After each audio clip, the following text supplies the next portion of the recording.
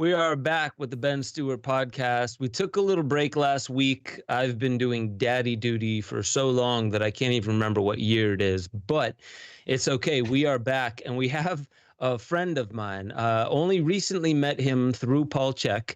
Was incredible. We'll probably talk about that a little bit today. His name is Nathan Riley. He lives in Louisville, listen to me, Louisville, Kentucky, with his wife and baby girl Penelope Luz, and also awaiting the arrival of his second girl, which is pretty incredible. That's in like a couple weeks, which is going to be fantastic. He's an OBGYN and hospice physician by training, but forced recently to make the plunge into self-employment to provide loving, compassionate care in the only way that he sees fit. He's a psychonaut. He's a burner, which obviously means that he does crack cocaine in freebases. I'm just kidding. Burning man. I myself am a burner in that way.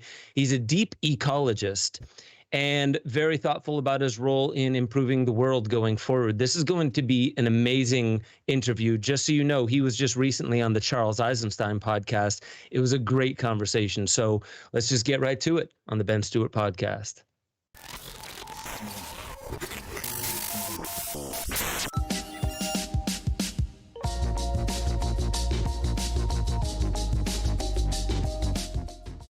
All right, we are back. Nathan, what is going on? Good to see you again.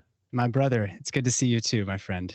There's a lot going on. I just stepped on a piece of glass downstairs and I think it's lodged in my foot, but I thought this is important enough that I just got to push through it and I got to get here and I got to be present with you. And so I'm holding space for my foot and for you. And yeah, man, we are all inclusive. So we like the fact that even people with glass in their foot show up to this. We're also very expressive of our emotions. And how does it make you feel that you have glass in your foot? You know, I can't be upset with the glass. I think that's the gut feeling is like, oh, that glass, because like the glass, like, you know, the universe brought us together for a reason. So it's just reminding me that I have a foot and we're going to heal through this together. And it's a nice segue about the glass safety. is not half full either.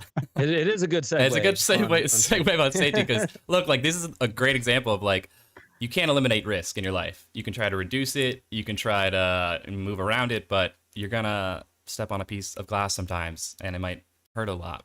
So, fucking that's life, you know? Yeah. And I mean, I'm obviously an embodied man. I can sit here with a piece of glass in my foot. I'm not bleeding on the carpet, fortunately. My wife would kill me, but you know, I'm here. I'm here to be with you, and we're not going to let any little shard of glass get in the way.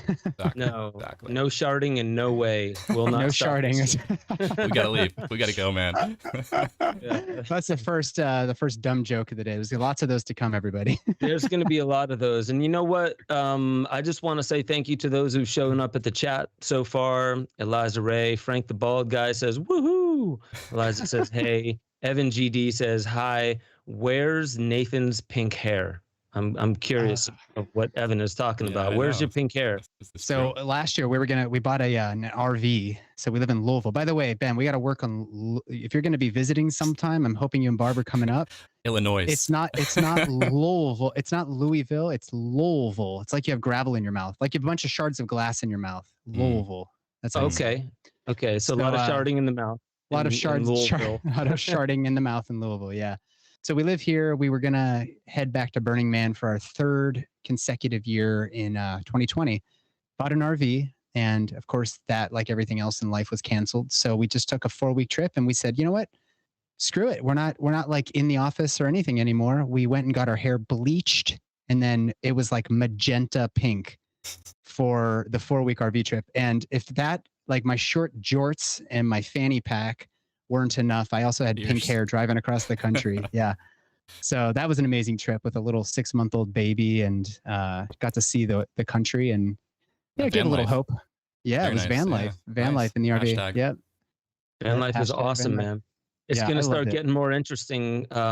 So when I travel across the country, I do it with a family of 5. I got my twin boys at age 2, my daughter at 6, my wife at 35, actually 36. Don't let her listen to this podcast, by the way. And yeah, me, grown ass child, in the front seat, trying to handle it in a little Honda Odyssey across the country. In fact, it's incredible, dude. But like what I noticed, and this has nothing to do with our show, so I'm gonna say it. Evolution did not prepare the human adult ears and or mind to drive 60, 70 miles down a road in a tiny tin box with 3 children screaming as loud as they can about different things. It does something to the brain. Talk about spiritual exercise, right?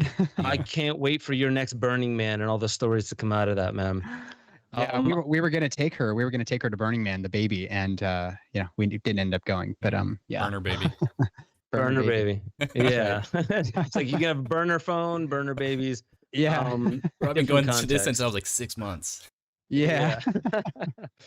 One thing I do want to ask about in the bio, and I know we've talked about this.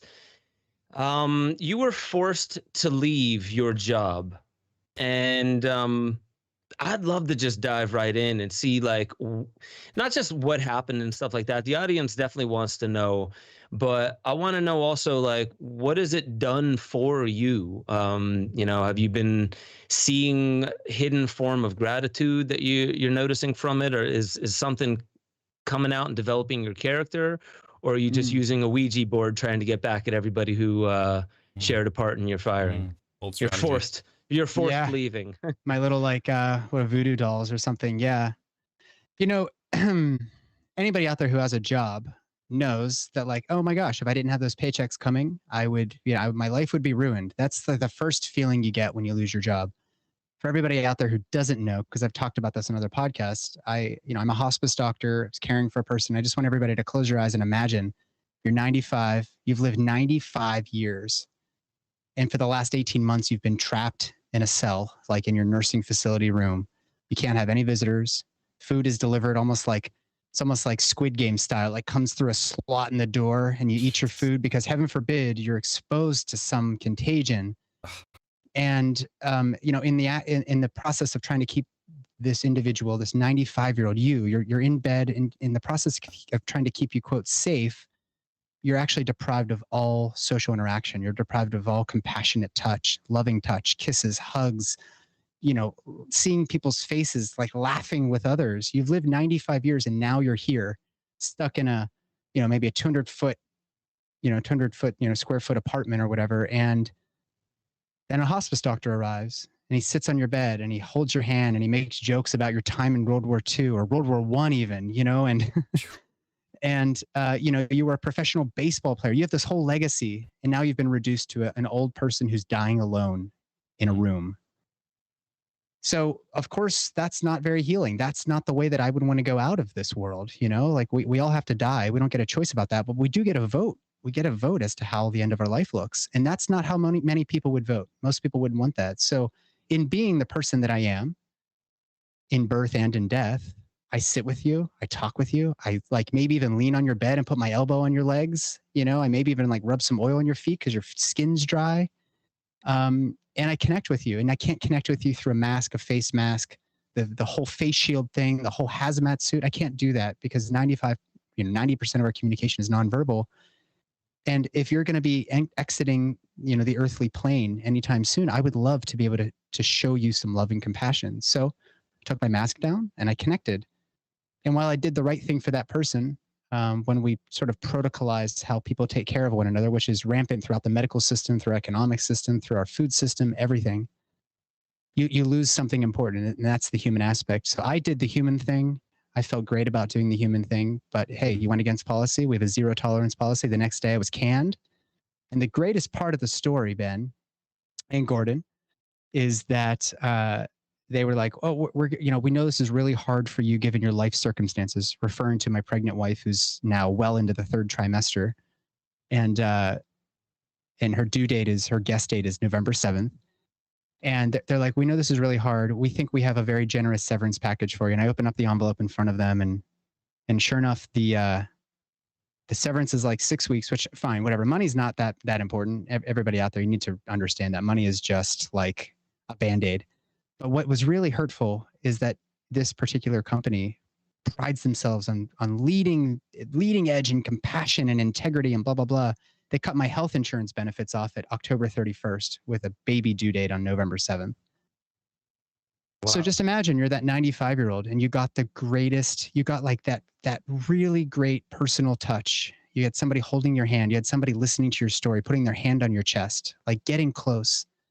And that person got fired for taking their mask down. Now, this is not really going to turn into a diatribe about COVID. It's really, I really think the COVID thing is a bit of a distraction. Like our entire society has been going this direction, this disconnection, this lack of vulnerability, this lack of being seen and seeing and loving and being openly able to love others. And so that is a bit of an allegory for it. So to answer your question about the emotional response, initially I was kind of upset. And then I realized these are just people that haven't woken up to what life is really about.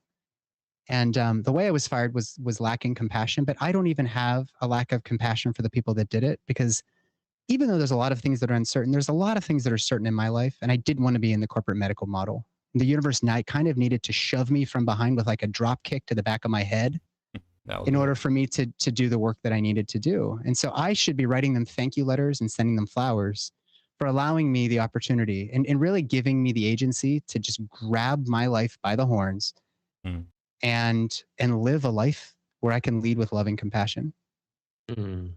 Respect. Totally. No. You lost a lot of weight there, Nathan. Sorry. You look really skinny. I don't know why I did that. I got suddenly very, very, very narrow. You're giving too much. You're giving too much. You're gaunt. No, you know what I love about that? In all honesty, there's a couple nuances to that. For one, you said, I don't want to make this about COVID, because in so many ways, COVID has just been the one size fits all label that we put on 2020 and 2021 troubles. That's right. So I appreciate what you're saying. You're putting it into perspective that most people wouldn't.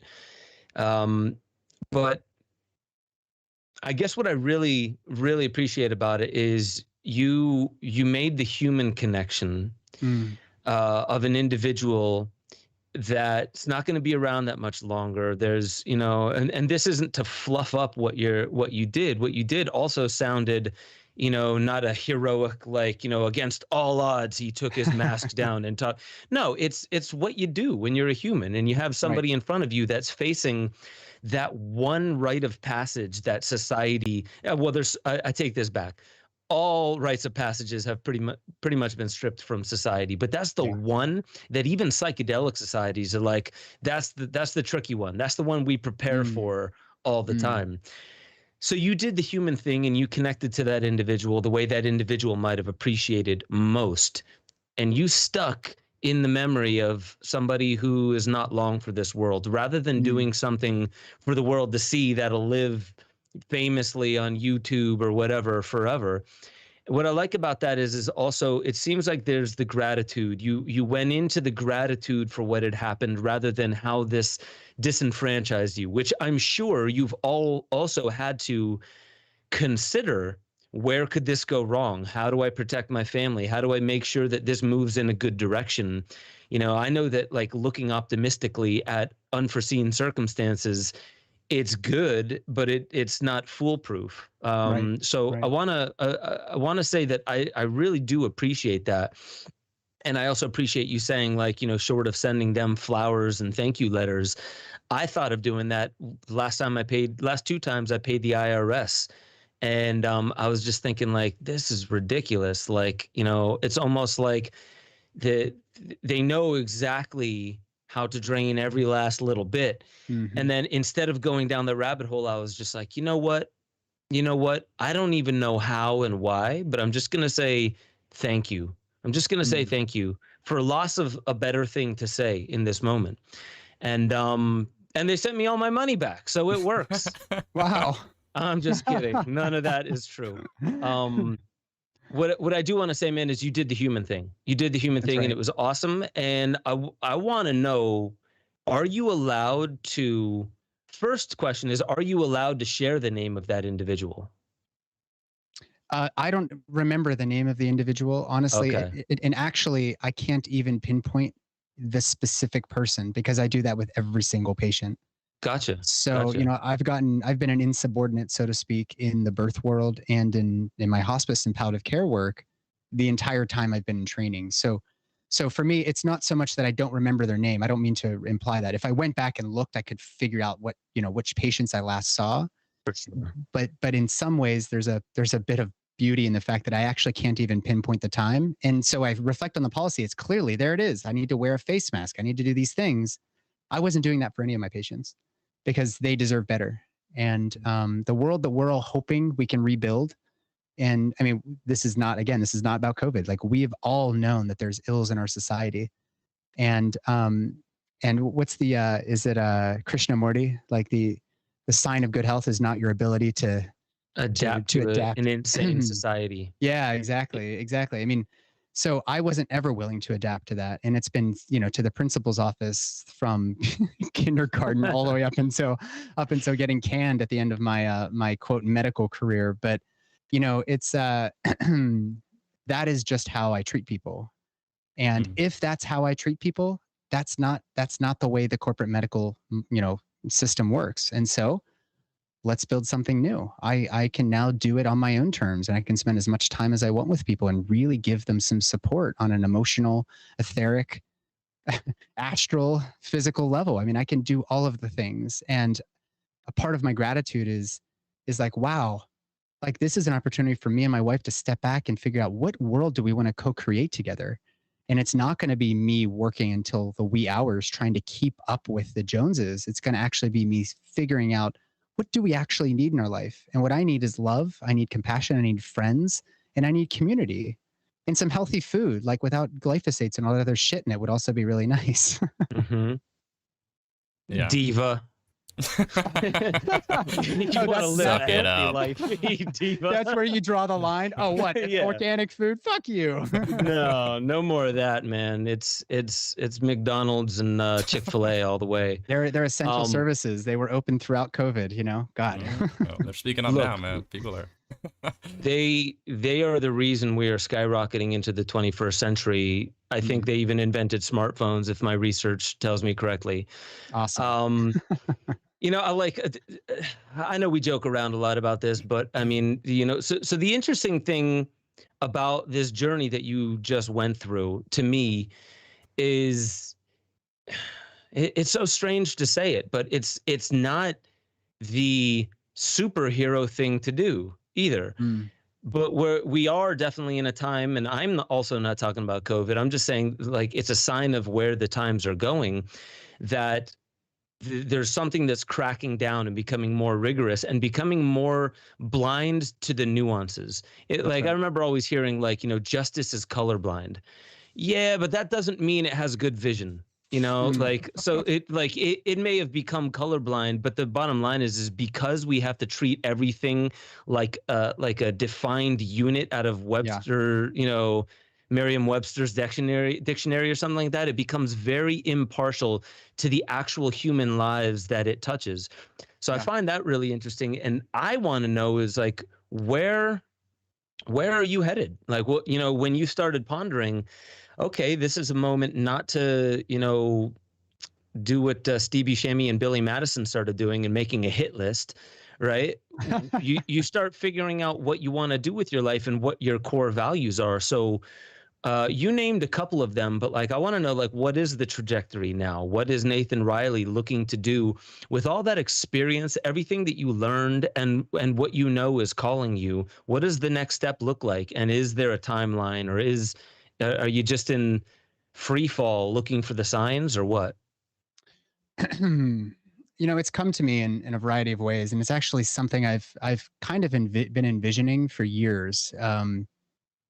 I read Charles Eisenstein's work. I think we mentioned it before we were recording, but maybe, Gordon, maybe you can link that, the interview I did with Charles. Charles Eisenstein's one of those people who's been thinking about this from, probably his early 20s.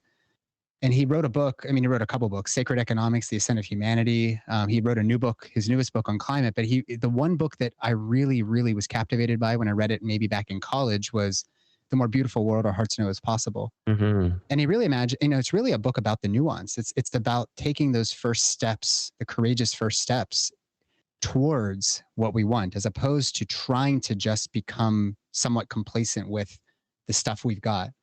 And that's not to say we don't have enough. We actually live in a world of abundance, and yet we seem to act as if there's this scarcity. And like, there's absolutely no scarcity in our world right now, whether it be, social capital or actual actual resources that we can use to build cities and communities and harness energy and all that. So when I read that book in the past, I was like, wow, medicine is the frontier that I want to, indulge in. Like, this is where I can help people live their best lives. And if people are able to live their best lives, we can co-create this space together. And then, of course, I became disillusioned with the over reliance on pharmaceuticals and surgery and all this other stuff. And from early in residency, it was like, man, I would love to change birth. Like, I would love to change how we do this, because if we can create an environment where the new souls that have found the vessel and are emerging into the earth school, if we can actually optimize that system, and I'm not talking through biohacking and all that. I do a lot of that stuff, and I use that stuff in treatment of patients. But what I'm talking about is what environment, just like the old 95-year-old dying man or woman who is about to take the step through the portal into the next phase. What about this baby that's coming to the world? The environment we currently have is bright lights. There's a lot of interruptions in the process. It's treating the human as a sum of parts. And we know that that's not the case. If you've ever attended a birth, if you have children of your own, if you're pregnant and listening, you know that there's more to this than just a uterus. And it's this organ system that's gotta, do its thing, after 9 or 10 months. And I think the way that we support birth is we have to completely reimagine, what world do we want babies to live in? And this isn't like the Sierra Club messaging of hey, protect the redwoods so your kids can enjoy them.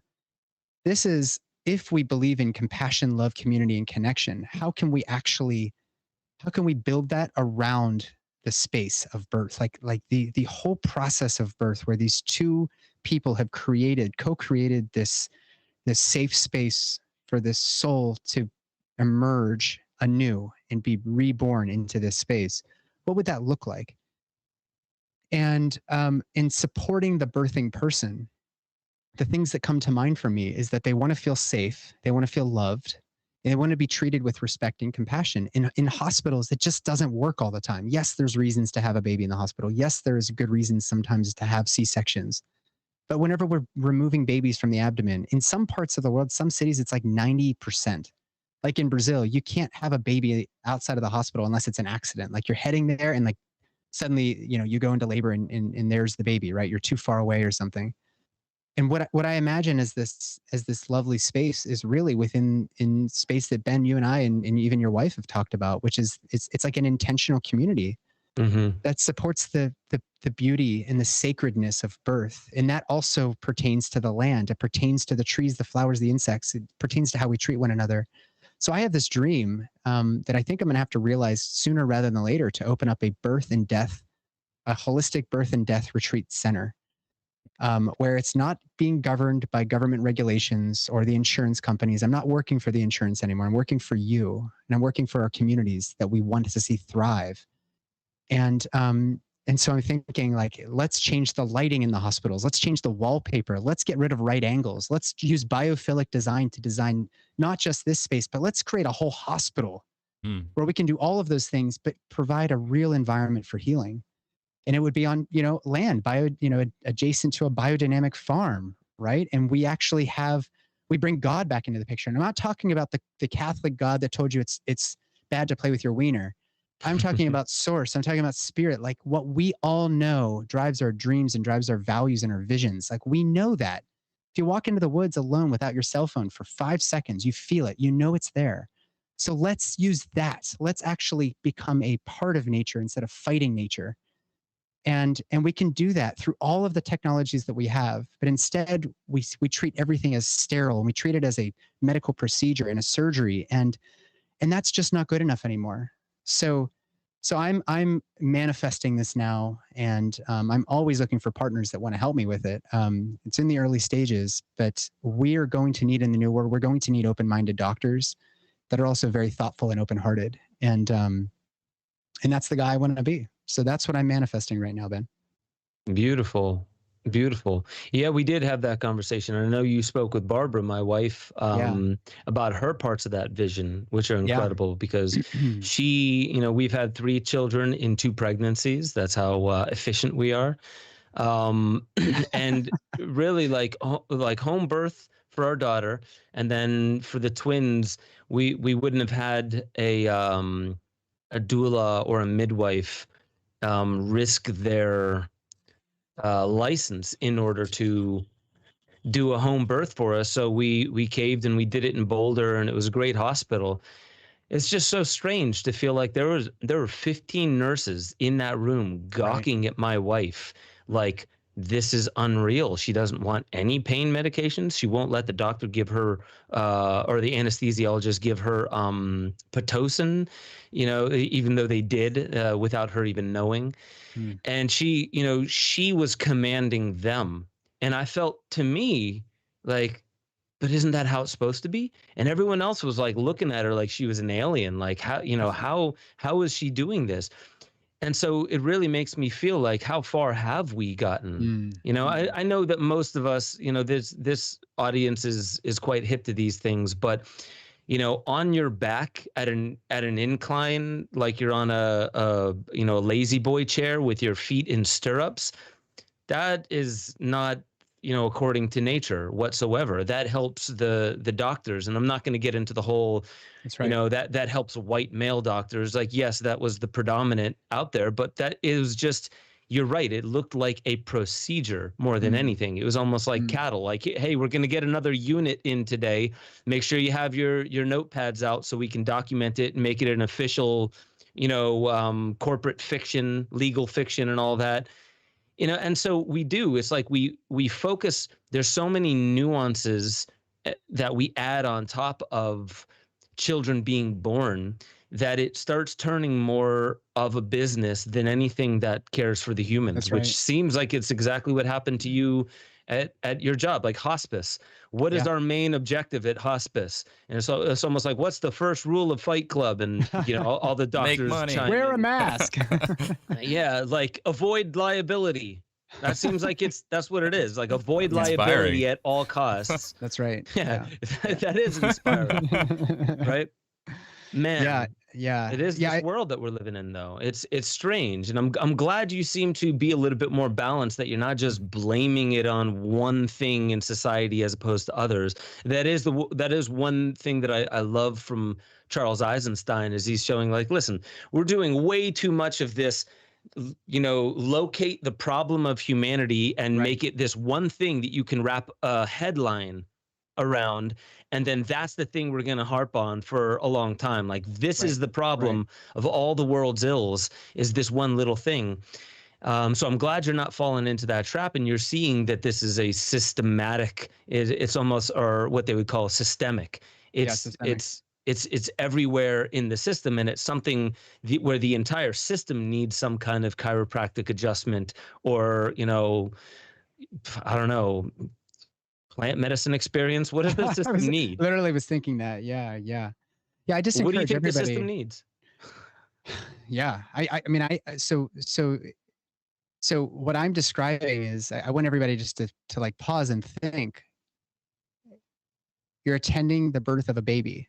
What is the environment we want the baby to come into? Is it what happens, and this is what you experienced, Ben, in the hospital, is with twins especially, they've got 2 or 3 nurses for each baby. They've got 2 or 3 nurses for Barb. They've got the anesthesiologist, maybe somebody assisting the anesthesiologist. They've got the doctor. They've got the resident. They've got, there's like the court jester comes in, and the janitorial staff wants to watch. It's just like, whoa, is this what we want? And then when the baby comes out, even in a completely natural physiologic birth in the hospital, you have to kind of push back on them to not take the baby, clean the baby off, put a little cap on the baby's head, because the baby's head's a little molten, misshaped because of the passage that the baby just went through.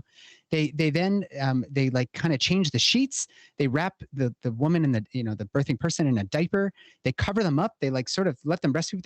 Heaven forbid somebody see breasts and nipples, and then like they're checking blood pressures the whole time. They're doing all this shit, and it's like, guys, let's just pause and just like consider what we just were a part of. We had the honor and privilege to be a part of this, What I would love to see, and we fought for this in the hospital, but you can't get everything you want right now in the hospital, but we fought and we had a beautiful birth in the hospital, but it was fighting tooth and nail to kind of get every little thing in order before we even went in. So, imagine instead, what if there was singing? What if there was music? What if there was like sound bowls? What if that was what the baby came into? What if we didn't have EMF and all this shit floating around in the airwaves? What if we actually just were quiet? What if we just held space and we asked a person what they wanted before we did it? What if instead of injecting everybody with vitamin K, we actually looked at the statistics and looked at the absolute risk of a baby having intracranial bleeding in a normal physiologic birth? Why are we putting goop on their eyes? They can't see their mom. They've been hearing their mom's voice all of these years. Is it likely that she has gonorrhea? No, it's not. She has her partner right here, and they're in a monogamous relationship. In the event that she wasn't monogamous in her pregnancy, there's still an unlikely chance that there's gonorrhea that's going to become, conjunctival gonorrhea in the baby. So like, you think about all these things and it's like, gosh, what if we dim the lights? What if we put some salt lamps in the room? What if we created a warm, welcoming environment to honor the process? Like, just imagine what that could feel like. And what my whole thing about building a new world is, if we can't get birth right, there's no way we're going to get anything else right, because this is the most sacred thing. Like, forget about even trying to fix our farming system or how we're raising cattle through regenerative practices, how we're treating trees in like biomass plants where we're going to grow a bunch of trees to cut them all down again as if trees are just here for our use. Like, if we can't get birth right, we can't really worry about those other things. And once we get birth right, everything else, I think, will start to fall into place.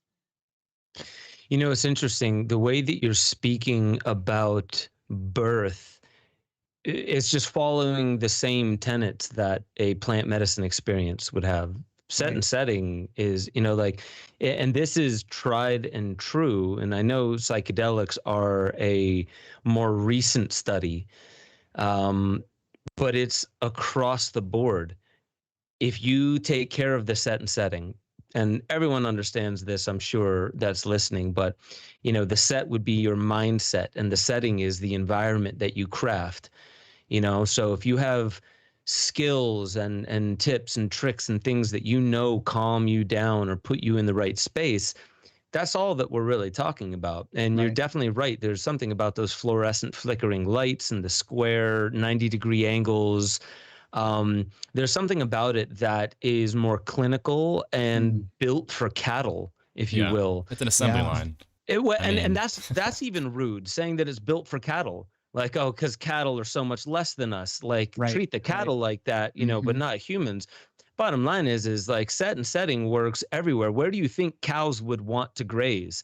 Inside of a factory? You think chickens want to be in those small little cages packed in with their brothers and sisters, or do they want to be out in the field? So, to me, this is, what you're talking about is set and setting, and it just makes sense. But it almost seems like, science moves at that snail's pace. And unless there's some kind of major incentive for the institution of science. And now when I say science, I also want to say that science is an aspect of consciousness. Science institutions are what humans do with that aspect of consciousness, externalizing it in groups, like with mob rule. It doesn't have to be a shitty process. It doesn't have to be by force and coercion. It just seems like that's been the main way that humans get things done, is the larger groups win. And so, the science institutions, when you really take a look at that, to me, science institutions today are the ones who have either gotten the best PR or they have the most force and effect when they want to say, our science wins. And so I want to ask you, in your career, in your medical career, were there any points where you, and don't out yourself if there's, some kind of weirdness around this, but like, were there some points where you knew, what, I'm going to have to tell this person what the insurance companies want to tell them, not what I would tell them? Have you had those moments? And again, like, I don't want to out you because like this is one of those things that some people would say, well, how dare you, like Right. the same people that say we should always be recycling, but, only do like 20% of the time. This is a real thing though. Like this is the system, Right. Right. So two things came up. Of course, yes, I have been compelled to do that because when you're in residency training, you're really at the you really have to kind of operate under the confines of the training program, right? Like, hey, if you want to be in the cool kids club, you have to do it this way. So what you do is you say just what you need to say, and then you kind of circle back and you're like, listen, here's how it's going to go. Like I remember one time there was a woman who had so if you have a history of a C-section, right, everybody scares you into having a second C-section, which is why we shouldn't be having primary C-sections. Your first baby, if it's a C-section your first time, and you're like, let's say you're an Amish woman, you may have 7 more babies, and now that's 7 C-sections that you're going to have, and that's a dangerous surgery. There's scar tissue, everything gets tangled up. There's excessive blood loss, mortality goes up. So we shouldn't be even doing the primary C-sections unless we absolutely have to. But let's say you did have it because you absolutely had to have it. So then the second time around, you have the option of having birth vaginally, but there's this risk. It's less than 1% chance of where the prior incision on the uterus was to remove the first baby. There's a less than 1% chance of that scar dehiscing and rupturing. And if that happens, it can become catastrophic, but the chance is less than 1%. So that means it's over 99% chance that won't happen. But that less than 1% chance is enough for most hospitals in the United States to say, no, just do a C-section. It's easier. So then you're left with 2 C-sections. Well, there was a woman that came in. She had a prior C-section. I think that she was a patient who didn't go to this, it wasn't a part of this hospital program. And so she showed up in triage. Like, so we had no prenatal records on her. She shows up to triage. She's in active labor, like full blown labor. Her baby's like, the baby's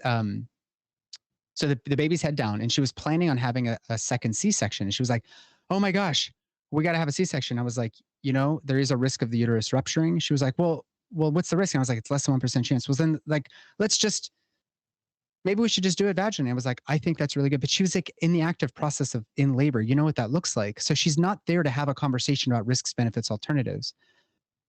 So at the end of the day, it was like, you know what? The staff, the supervising staff was like, we're just going to do a C-section. That was the plan. Don't get in the way. Don't whatever. And the woman started pushing. So they were like, emergency C-section. We're going to rush you back and make sure that this baby comes back out through the abdomen. Like, how dystopic that we remove babies through the abdomen. I'll just say that. Not that, again, sometimes babies should come through the abdomen. And there's some actually, Stella Eisenstein, Charles's wife, actually had a really interesting theory about that, which I can get into. But, she was rolling back to the OR and she was pushing, and they were like, we gotta get her back there. It was this like thing, and like the baby's delivering, like there's a baby coming out. So I went over to her and I was like, just keep pushing, like just push, your baby's coming. You've got this. Your baby's strong. You're strong. You've got this. And just before the C-section happened, the baby delivered, like she gave birth. Wow. And I can't tell you how badly I got roughed up for that one. Like what an insubordinate, creepy, crawly doctor trying to get in the way of how things are done. And I'm in training, so I'm at the whim of the system. And so that is probably the most insubordinate thing you can do in your medical training, is to go against what the bosses are saying. But at the end of the day, I still took better care of her. And she was so grateful. And the baby was beautiful. And she was glowing like she had a vaginal birth after C-section, which was never even offered or discussed. It was just like, you know what? You can't do that. There's a risk of the uterus rupturing. And if I asked you, Ben, if you took all of your money and you went into the casino and you were like, I'm going to put all 10 grand on 36 black. If you were to walk out with, $500,000 or whatever that equates to, you wouldn't say like you would say, I'm pretty damn lucky that I hit black 36. Mm-hmm. If you didn't win, you wouldn't say, whoa, close call there. I almost won $500,000, right? But this is exactly the problem with the way that we've protocolized this approach. Like, there's no real conversation around risks, benefits, alternatives. There is no shared decision making. Not that it's our decision anyways, it's really her decision. And it's our job to support her in her decision.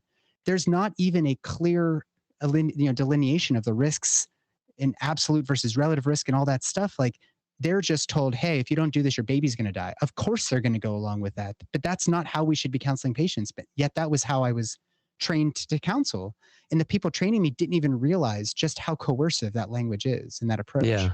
Yeah. So who writes the protocols? I'm curious, who writes these protocols, and how could they be amended or changed in any way? I mean, is this like going back to the ancient, like, I mean, the thing that sticks out to me is obviously right away is money, profit, and then things you talk about sometimes it almost sounds like it's the military, like just follow orders, sergeant. And so it's like this very dogmatic hierarchical system plus this super moneyed vested interest and like all the design of the hospital and all that. I think about just like, from my background in economics, it's like these are just all the ways they're trying to minimize spending money to maximize profit. And hospitals are a business too. Like, a lot of people forget, a lot of hospitals are businesses, and you have people who run it like a business who are in charge of the hospital management and all the administrative stuff.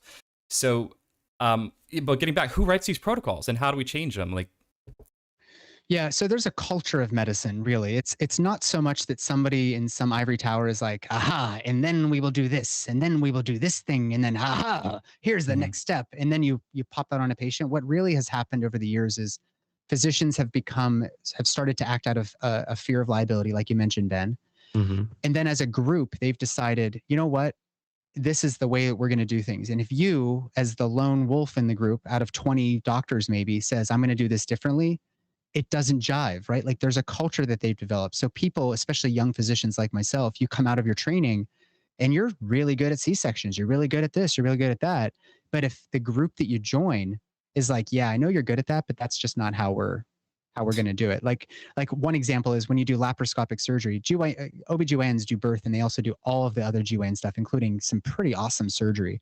So 70% of our training is surgeons, is in surgery. So one of my friends, he's at a hospital in California. I won't mention his name or the hospital's name, but he's in a new group, and he's a very, very, very gifted surgeon, I have to say. And in our training, he was in residency with me. We learned how to use the straight sticks, the laparoscopic instruments, which are like tiny incisions. He learned how to suture up the vagina when you remove the uterus and the cervix. You have to close off the vagina at the top. There's still an opening from the outside, but at the back of that, when you remove the uterus and the cervix and whatnot, you have to close the back up. And the woman wouldn't perhaps maybe know the difference. But most people, when they're trained, they close the vaginal cuff below because they can use their instruments, their hands, to do it manually. If you're a well-trained surgeon, you can suture the cuff laparoscopically. And so he basically went into the practice and was like, hey, I've got this skill set. And they were like, yeah, but you're the new guy and we're not comfortable doing that. So we're all going to do it the same way. Well, if you can do it laparoscopically, you save a whole bunch of stuff. You save time converting to an open procedure, somewhat of a contaminated procedure, suturing the vaginal cuff from below. And I realize I'm getting kind of technical here, but the point being that this is a young physician who has the skills, but he's being bound by the culture of the practice, which we call the standard of care. Right. And so it's not so much that the protocols were set in stone in the past and we just don't have the tools to fix it. It's just that once the standard of care becomes the standard of care, you lose the skills that would have permitted you to do things in a way that you maybe are better at doing it than, X, Y, or Z surgeons. So, the vaginal breech birth is when the baby's butt's coming out first. We stopped training residents to do that. So if a baby is butt first, residents are like, I don't know what to do if the baby comes out and maybe the arm gets caught or whatever. We stopped teaching them maneuvers. And so therefore now that truly might be more dangerous than doing a C-section because we do 5 gajillion of those every year. So, it's hard to change that culture unless we just create something new and we can do it in the way that we feel is most in line with the patient's goals and values. Right. Showing proof of concept. That's right. Yeah. This is pretty interesting because when you're trying, and I think this is exactly what we were talking about with Charles Eisenstein, trying to identify the one thing, right? So you just mentioned there's a skilled physician, back in the day that would have been a healer in a town that, people from the next town or towns over, when they couldn't figure something out, they would send them to this person. Now we'd call it a specialist or something like that. Right.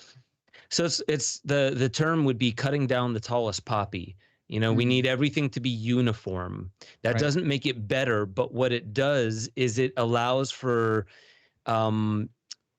better oversight and accountability when it comes to liability from insurance companies. So is the medical or, you know, the medicine culture, if you will, or the medical culture at fault? You know, partly is the legal and liability system at fault? Partly, you know, and so like when you're really trying to like fine tune, like, well, how do you, instead of going in and just focusing on the one thing, what do you do systemically? You know, because it almost does seem like, I was going to ask you before Gordo was asking, you know, how much do we need to, a catabolic process is breaking something down. How much do we need to initiate a catabolic process on, or do we need to, as some say, you know, like this, our society, our government, our economy, everything about our nation is broken. We need to burn it down to the ground and start over new. Some people feel like, yeah, that's the cleanest, easiest way to make sure we don't get any of the old residue from the old system in the new one. And then some people say that's super unnecessary. That's like way overkill. My thoughts, or my question, I guess, is to you, where do you see that balance point? Where do you see an access or entry point for something like this? And is it going to a private care facility that doesn't have to charge out the ass or something like that? Is it building a better example? And does that example fit into the insurance company model at all? Like, what are your thoughts on just changing birth out of all the other things? Yeah, so I think Gordon, you alluded to safety earlier. I actually think that where the catalyst is actually in us reflecting on this ongoing grapple that we all experience with safety. I actually wrote an essay on this, Gordon. You can bring it up if you'd like. It's I think I titled it, I think this is not an essay about COVID-19. And it was like our grapple with safety, something like that. And if you can't find it, I'll send you the link later. But let's see. It's on my website. In reflecting on the three big systems that I want to see change in the world: healthcare, the economy, and really our relationship with nature, you know, which kind of gets into farming and food systems and our respect for Gaia herself. In our efforts to try to live as long as we can, we are frequently posed with a problem of safety. And this goes into the death process as well. But effectively, what we're running into with all of the dilemmas in healthcare is that, hey, if we don't do X, then Y is going to happen. And you don't want Y to happen, so we better do X. But what if Y is dying at the end of life at age 95? Or what if Y is traumatizing a woman in the birth experience in order to do an emergency C-section that she has not consented to? If the thing to do is a C-section in order to get Y, a healthy mom, healthy baby, but if that, and that's not in line with the woman who's giving birth, who is carrying this baby, right? Like, she has the right to refuse a C-section, even if you, as the good doctor, the great surgeon who can do a 30-second, you know, baby extraction through an abdominal incision, even if you think it's the right thing to do, if that's not in line with her, you're actually going to do more harm than good. Because you're traumatizing this person. You are not leading with humanity. You're not leading with compassion. And if you have a hard time with the idea that the baby might die if you don't do an emergency C-section, that's on you. That's not on her or her partner. So let that sink in for a second, right? So in the name of safety, we do vaginal exams, we do surgeries, we do all these things to babies who don't even get a say in the process. We do it in the name of safety without realizing that there are downstream consequences of our actions. We do this in farming by blasting a field with pesticides and weed killer like Roundup, which is loaded with glyphosates. We do this everywhere in the name of safety. And like germ theory is a good example. We, for a long time, thought, hey, let's just blast ourselves with antibiotics, right? Let's sterilize our environment and we'll be better off. Well, what did we learn from our experience in the fields? If the soil doesn't have microorganisms, and mycorrhizae in this entire interlocking network of mycelium, if we don't have that intact because we've overtilled the soil or we've overtreated the soil with nourishment that it didn't need, right? We just needed to give the field a break and plant some, crop cover to re-nitrogenize the soil and everything. If we're going to do it in the name of safety, sterilize our fields, what do we get? We get crappy food as a result. What do we do if we sterilize ourselves? We get crappy soil. Our bodies start to fall apart. And now we know that the microbiome on our skin, in our ears, in our vaginas, in our anuses, in our entire intestinal tract, we know that that is not only just a part of us, it is almost the entirety of us. Like there is so much biomass in our gut. So what have we learned from that? Not much, because we still have this desire, this need to deny our own mortality.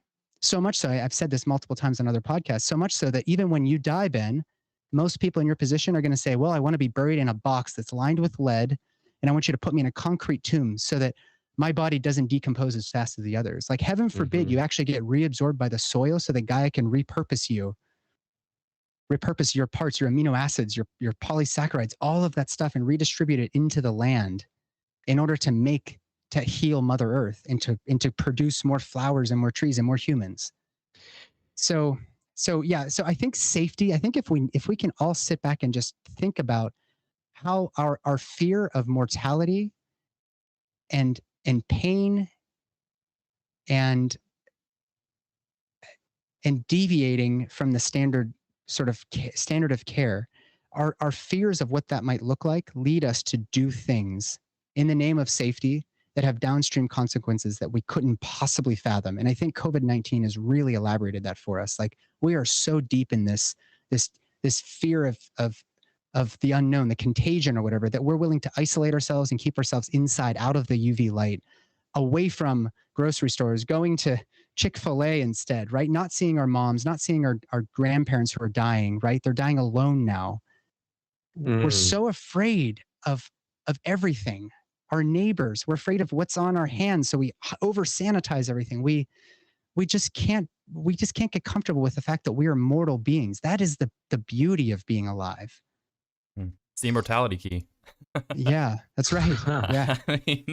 Yeah. I'm curious, did you always have this strong sense of sort of peace after death before you got into being a hospice practitioner? Did seeing life and being, you're at the, cutting edge, so to speak, of the soul, right? You're seeing the barriers of coming in the world and leaving the world. And did that really help sort of strengthen your resolve in your confidence to say it's okay to not be, afraid? Or how's that journey been? That's a tricky question, Gordon.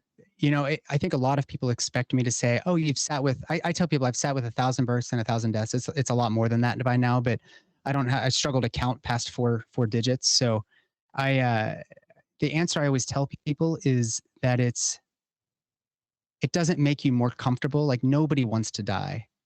It also helps you understand that everybody is afraid of dying because like you said, Ben, it doesn't matter how many psychedelic journeys you've done.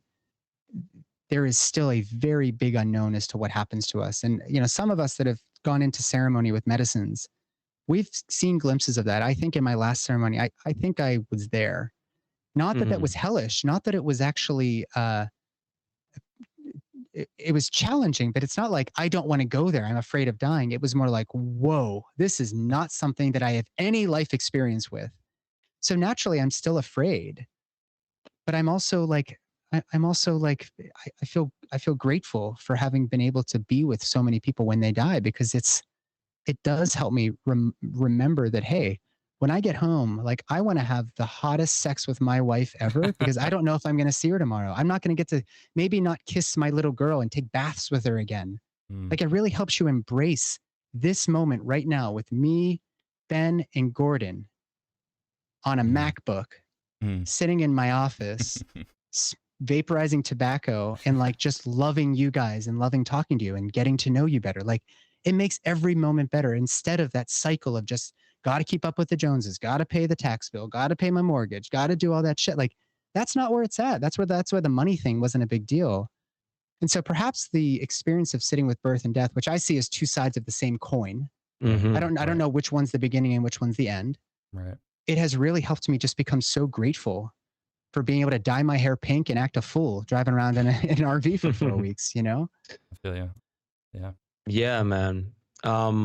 You know, so we talked a little bit about birth, and then you mentioned that about death. We actually had that conversation at Paul Check's dinner table about we either cremate people or we put them in a bag, then in a box, then in a Right. hole that doesn't allow you to go back to Mother Earth.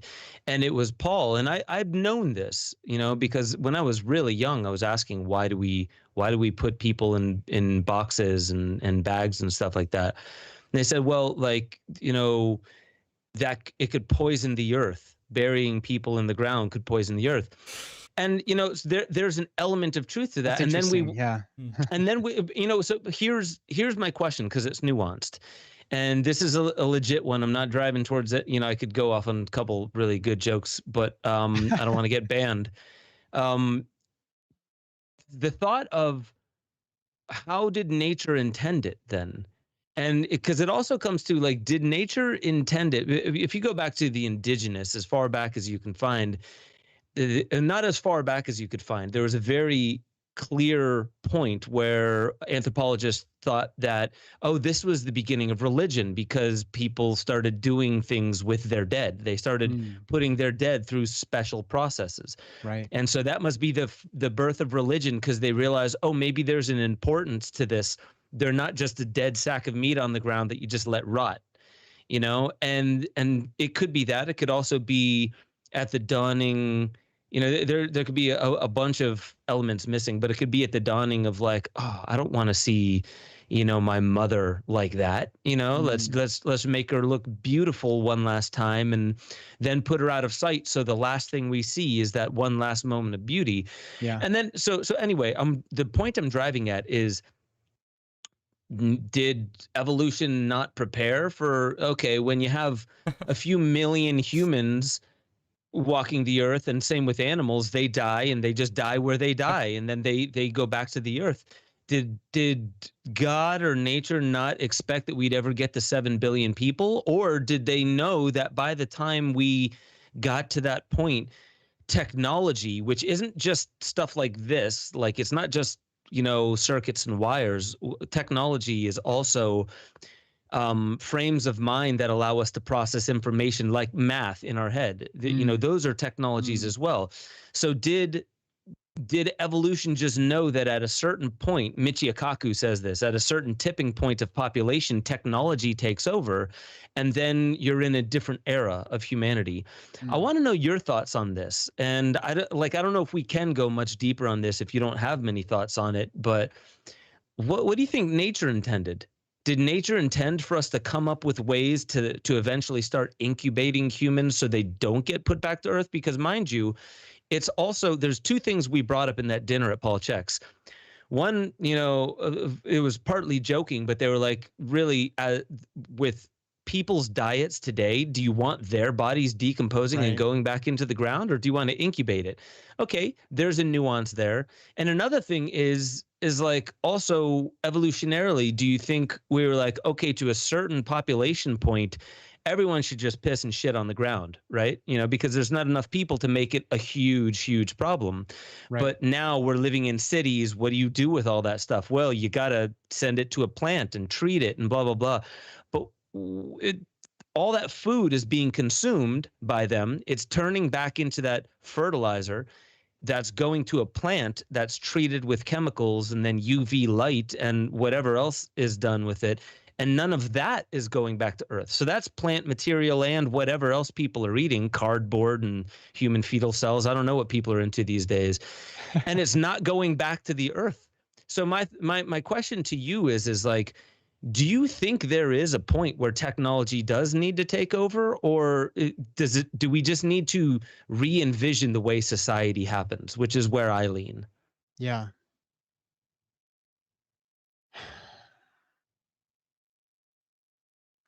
I think I broke your brain, didn't I? You broke my brain a little bit. I think there's a little piece over there on the floor. Let me step on it and bring it over to my glassy foot over here, my shardy foot. I mean, you're asking the right questions, Ben. Of course, I don't have the answer. I think that my views genuinely are that nature has a way of healing itself, right? And I'm not saying like we can just destroy Gaia and she's going to be okay. I actually don't think that's true. I actually think that our efforts to sustain human beings above all, again, it's a matter of grappling with safety. We've made an enemy out of nature, and nature is just kind of holding space for us until we kind of figure this out. We've used technology to do incredible things. So when we talk about this, I'm certainly not interested in going back to like some way of living where we don't have cell phones and computers and everything else. But I think that technology is only going to get us so far. I always think about these guys that are like, oh, okay, guys, I got it. We're going to take all of our cool shit and we're going to move to Mars and just build it on Mars. I think that we fail to realize that if we're absent of Gaia, then we are actually absent ourselves. We can't exist in a vacuum separate from the microorganisms and the plants and the trees and the deer and the foxes and the cows and everything else. Like we're actually all in this through a very complicated co-creative evolutionary process.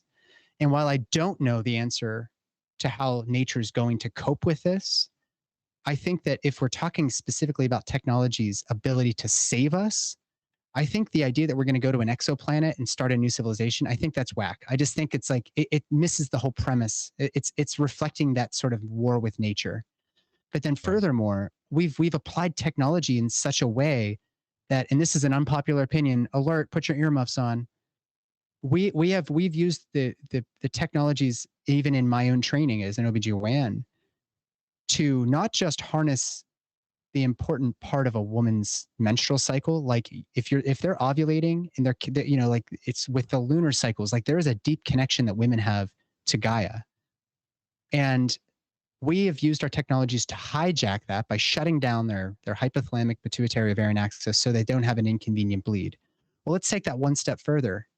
People who are not healthy, they're not taking care of their bodies, oftentimes run into issues with fertility. Not always, but often. And what we do is we apply our technologies in order to force their body to carry a pregnancy to term, in the name of exploiting everything around us in order to support the growth of the human population. Now, I don't know. I mean, I'm probably upsetting some people when I say this. And I'm not talking about eugenics. I'm not saying, hey, some people can get pregnant and some people can't. But what I am saying is that we've I think too long been utilizing our means within the technological sphere in order to support only our needs at the expense of literally everything else, including the air, the water, the mountains, the bays, and the forests, right? And all of the, you know, organisms that are living there. So if we were to now stay right now, if everybody was to vote like, okay, we're all going to be buried in the ground, naked, and, you know, dying our best death, did all of the stuff that we've done technologically speaking, are we further poisoning the planet? Are we accelerating that process because of all the junk we've injected into ourselves and all the crap that we've synthesized in labs and added to our food and put into capsules to take as, you know, a means of avoiding death and all that other stuff?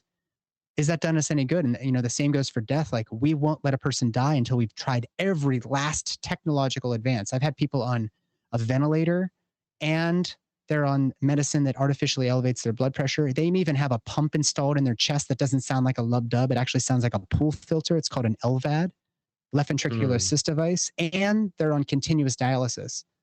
So their skin starts to break down because nature starts to win. That microbiome that we've talked so happily about is starting to eat the body and decompose it. And we are artificially keeping it alive.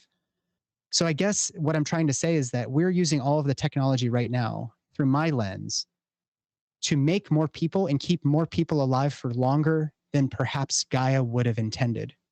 And I don't know if I can actually speak on the consequences of that, apart from the fact that we just keep creating more and more people in the name of progress without realizing just how harmful this is downstream. And I mean, it's even harmful to us, right? Like our technologies haven't gotten us much better. Like over 7,000 years of building fancy structures, the best we can do is Costco. Like this is the the hallmark of human achievement is a giant building with massive walls built of completely non-renewable resources that are going to end up in landfills. Like, this is where all of our architectural integrity has gotten us. So I don't think technology is going to save us. It's going to make life harder and harder and harder, but I don't think we can be completely devoid of it.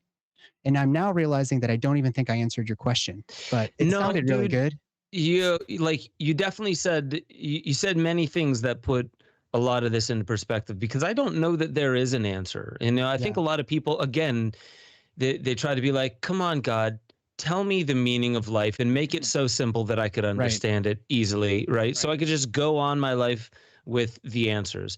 And I think like, that's kind of the thing, like with technology, again, it's a tool. It's a tool that we use. Yeah. And what's interesting is most technology today are technologies of control.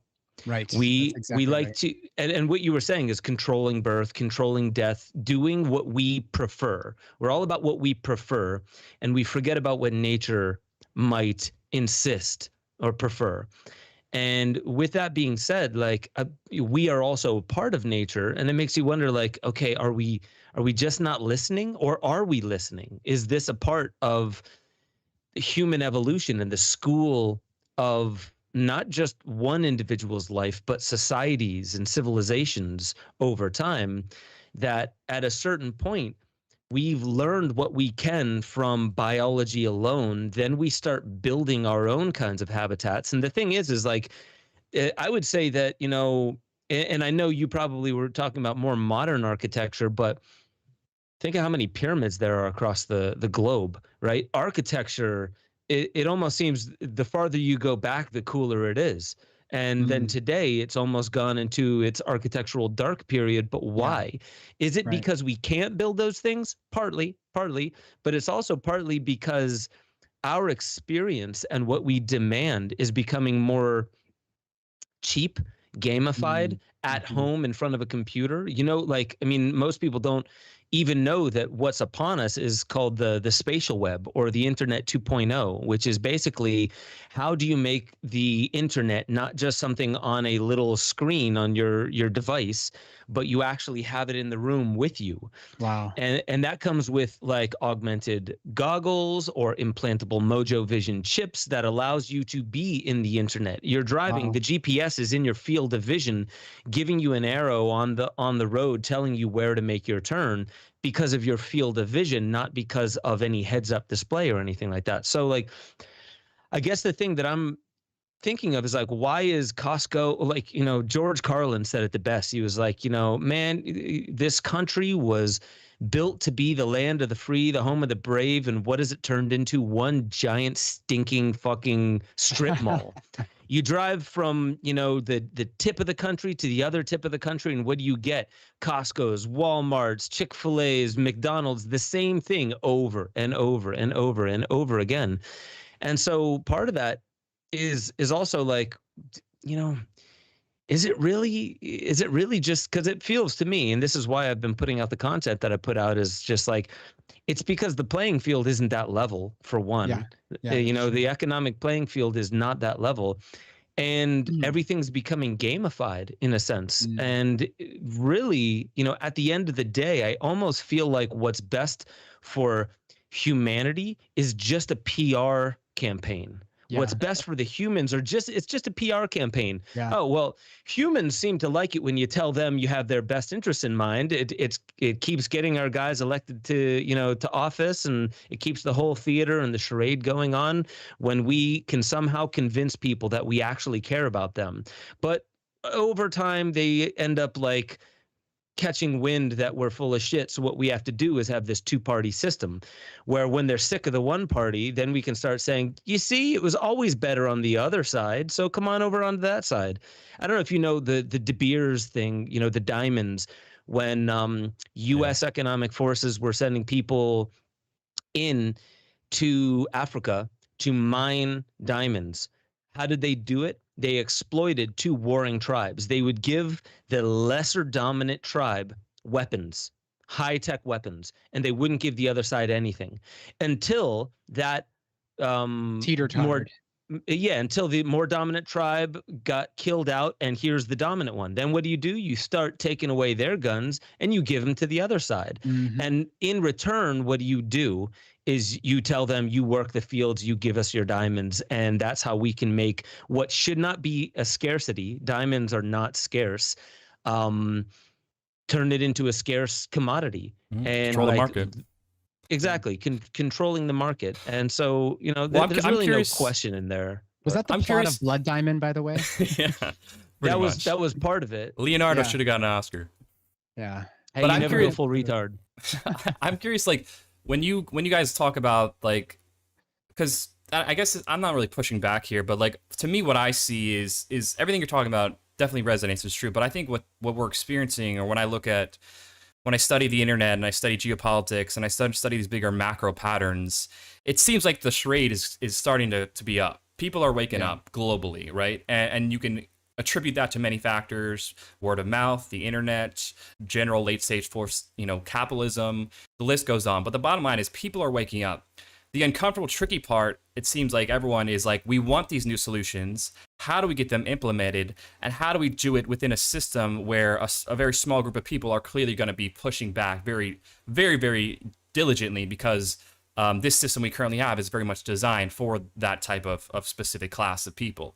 So I'm on one hand extremely optimistic, because I see this huge undercurrent globally of people saying enough is enough. I'm fucking tired. I'm quitting. I'm protesting. I'm saying I'm done with this medical system. Whatever sector, whatever industry, you're seeing examples of people like yourself, and I think that's extremely exciting. But it's also it's like the stage of purging in a psychedelic experience, where it's also the most volatile experience, where you're literally puking and pooping at the same time and having this really gnarly experience. But once you get through that, once you can try to grok and integrate those lessons, there's also that amazing next stage of bliss and connection and oneness, and you have to sort of have that cleansing. So in my mind, it seems like people are stepping into their roles, or certain people definitely are. Not everyone is, and it's all good. It is what it is.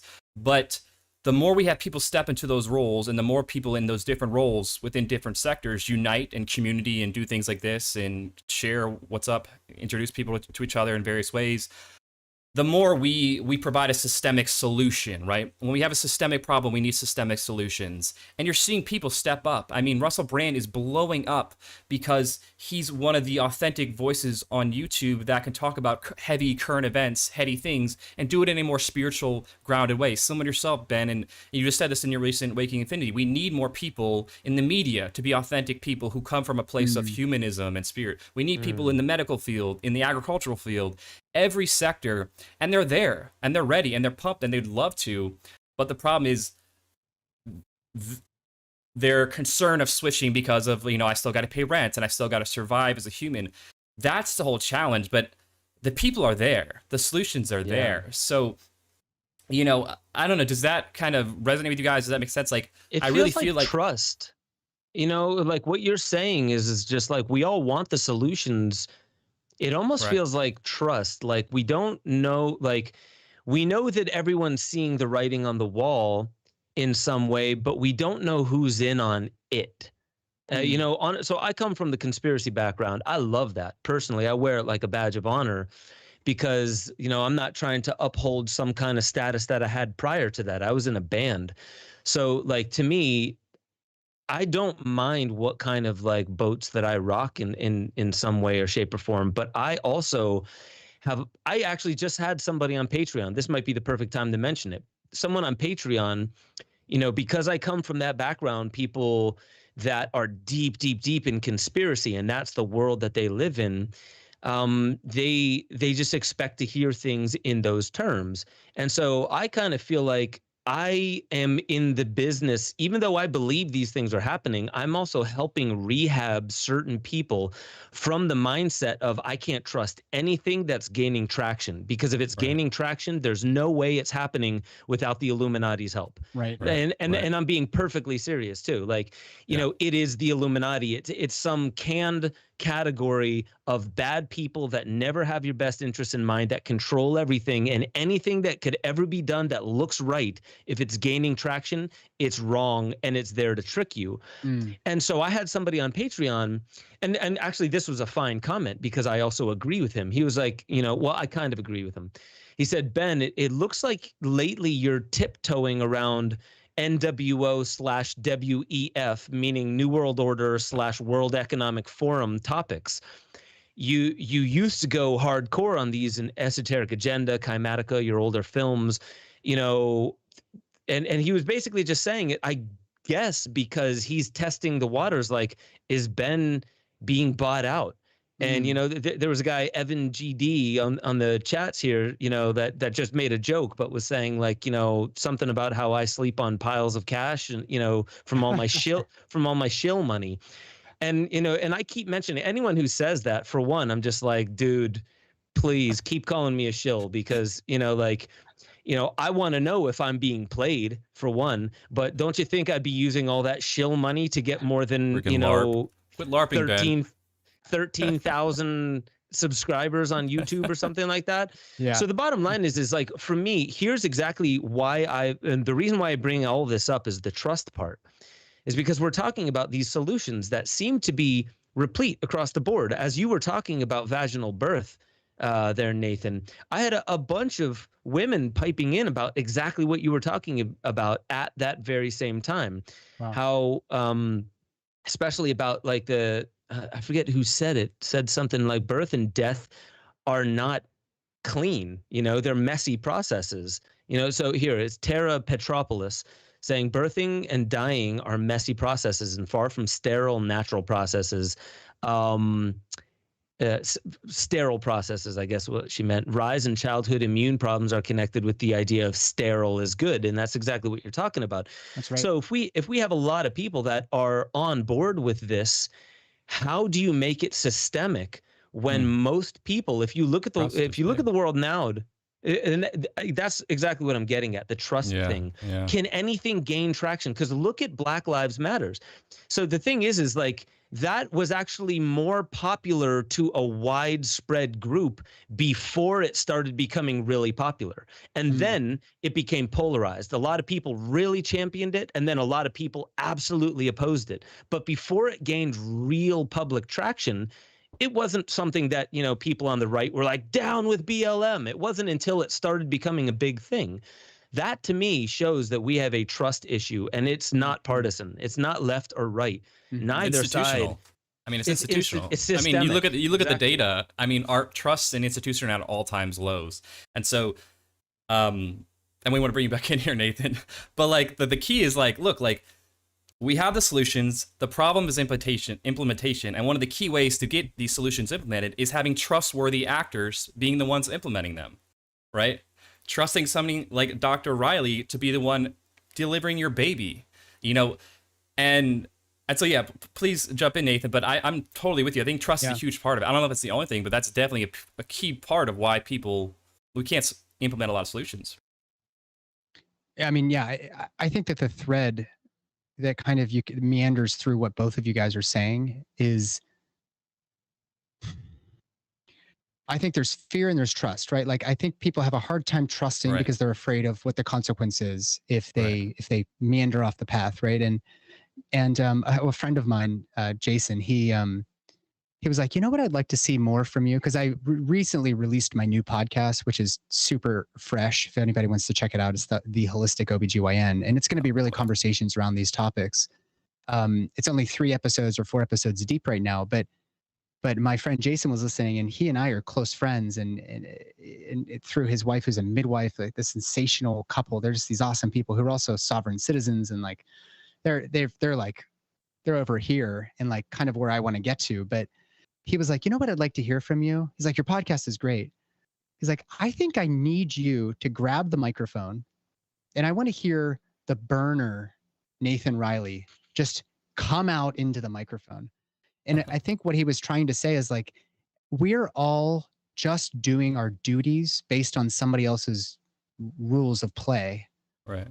But when you get enough people in a group and you guys are all smoking a little ganja or whatever your chemical of choice is, and people start to like rest into their chairs and they start to like kind of lean into one another, you know, and there's some good music playing.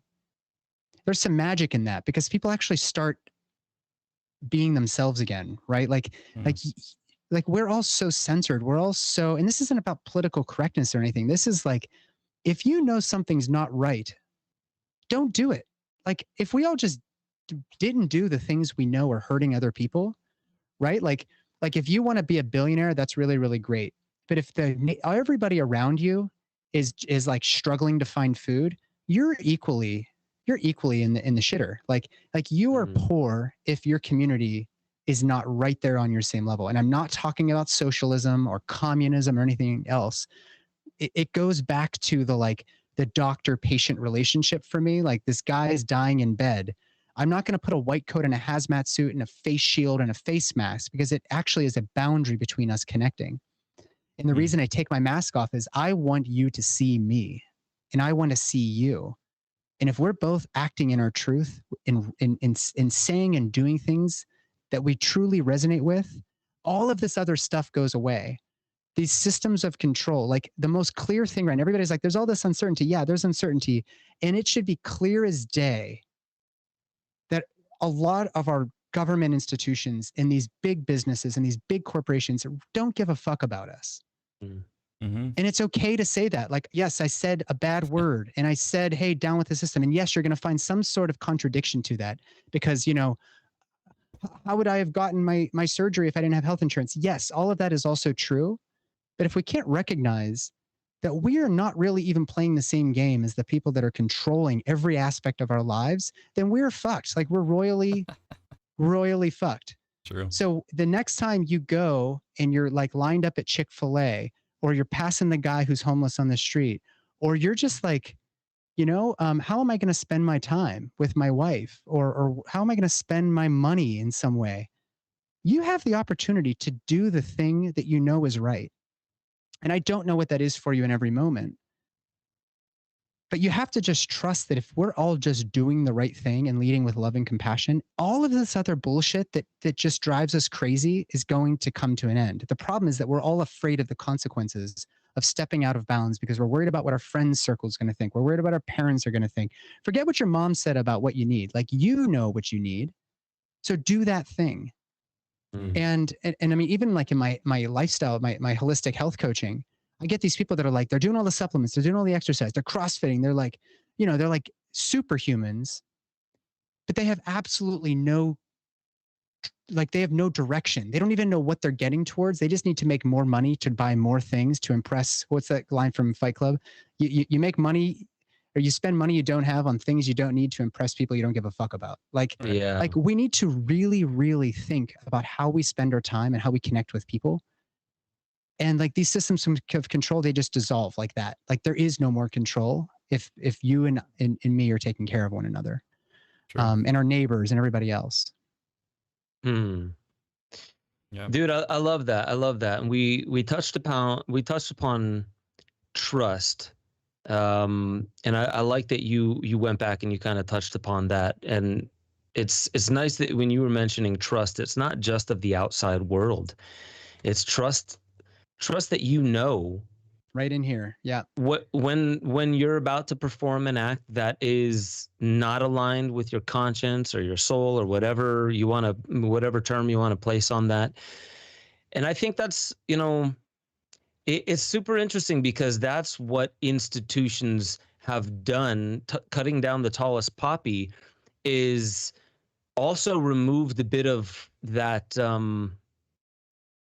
intuition, that trusting your intuition. That's right. And so when that woman you were talking about was giving birth and said she wanted to try it vaginally, and the doctors were like, no, because they were in liability mindset. You know, they got thrown into that, you know, fear of what happens to them. You know, it matters more what's going to happen to me because my job means more than however this child gets born. And that, you know, makes sense in a split decision urgent moment. So you have all these doctors except for you pushing this woman not to trust her intuition. That's when how long have women been having babies? 20, 30 years at least, 20, 40, 50 even. Yeah, You 2 know, decades or so. Yeah, at yeah. I heard least, about it at a little while least. ago. Goes back to World War II. No, it started after the Times magazine started becoming real popular. Yeah. I know that. It was Mad magazine. It wasn't Times magazine. You're right. You're right. Yeah. Miss I'm Mac. here And those for are the you. same people who started Sudoku. I mean, the ridiculous thing about it is just like the system is not built to honor intuition. The system is not built to hear intuition, Systemic not design. even to hear it. Exactly. The systemic design is, I mean, it's I'm sorry, but it's all about systemic design. I mean, you can't be surprised, and Russell just made a great video about this, but like, you can't be surprised if you make a zombie flesh-eating robot and then it eats your fucking flesh. Like, oh, well, I mean, that's crazy. I know it doesn't happen. Like, we created a zombie flesh-eating system, and then we're acting surprised when it starts to eat us alive. That's right. The system is doing, including the medical system, it is doing exactly what we built it to do. Exactly. Totally.